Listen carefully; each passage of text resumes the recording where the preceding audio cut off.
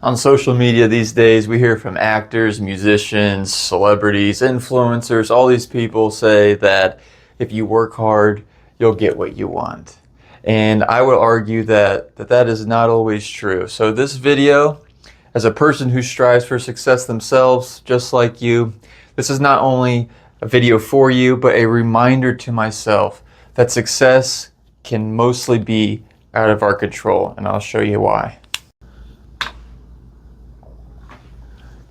So generally speaking, there are ways to go about becoming successful at anything you do in life. And we can say success is hitting some goal or milestone we have in our heads. And the way we develop systems and create habits and fine-tune those habits of the action we take, this is how we are going to go about doing something. So if you're writing a book, you're learning the different aspects of writing that book and getting better at your grammar and practice free writing so you just get better at typing out sentences. You're reading books. Those are the systems and habits that you put in place. And then the actual doing is the action, what you do. So based on the things you do, how you do them, and when you do them, which can only be today. You didn't do anything yesterday. When it was yesterday, it was today. What you do tomorrow, it will be today. So these are the two things that are in your control, and they have told us, they as in people that have made it, quote unquote, say that if you just work on these two things, you're gonna get here. And this is where I argue not always so. So if you think about Olympians or athletes where they work their entire lives for that one shining moment and then they don't get what they want, they lose, they suffer an injury, maybe they get sick, they trip and fall, and that big moment never comes. They don't get there. Or what about starting a business and there's a brilliant idea that could help so many people and provide so much value, and then the market collapses?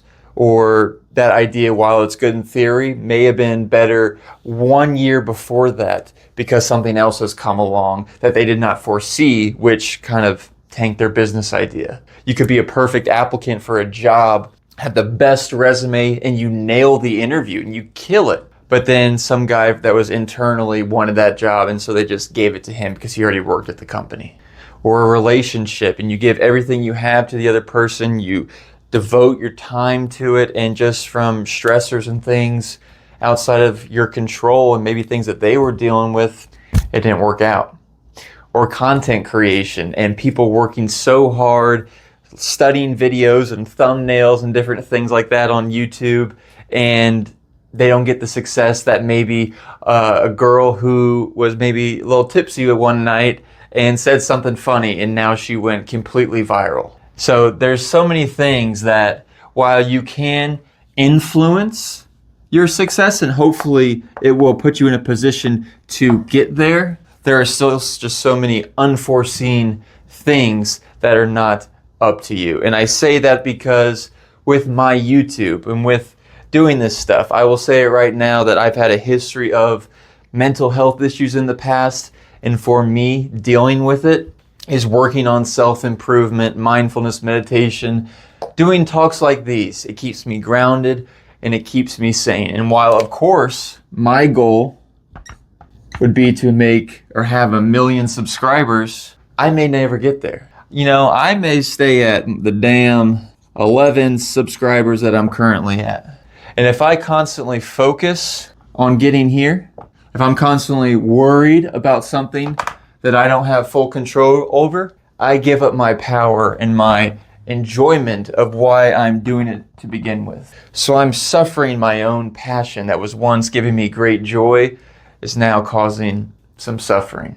And that's never what you want to do with something that you enjoy doing. So what I would argue is that we need to redefine what success is. Because this success, like I've said 10 times now, is not completely up to us. So what is? How we do it, the action we take, and the feelings it gives us. The purpose and the enjoyment that this thing brings. And if you focus on these two and it makes you feel good and it fills your cup and you're having fun doing it like how I am now, because if I don't get another damn subscriber, that's okay, because this is what makes me feel good. In so doing, the people that enjoy what they're doing, I would argue that you are already successful. Because people on their deathbed are not worrying about how much money they made and how many businesses they started, contrary to what social media might tell you. I think it's much more important for the time that you are alive, to enjoy it to the best of your ability.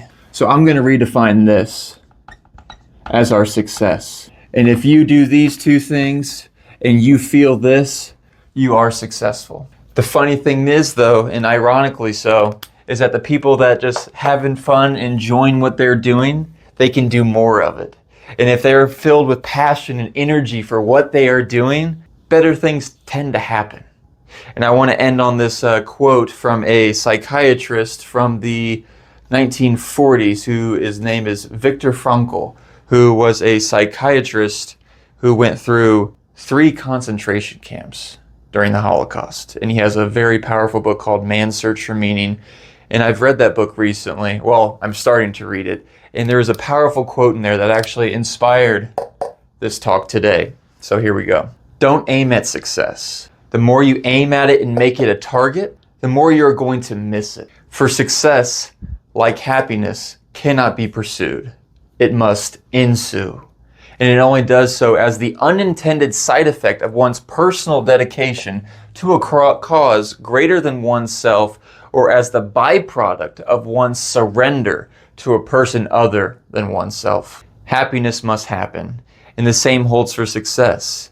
You have to let it happen by not caring about it. I want you to listen to what your conscience commands you to do and to go on to carry it out to the best of your knowledge. Then you will live to see that in the long run, I say, success will follow you precisely because you had forgotten to think about it.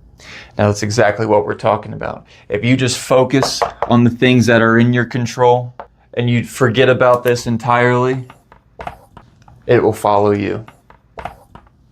It will follow you. Thank you all for watching. I hope you got a little bit out of this video.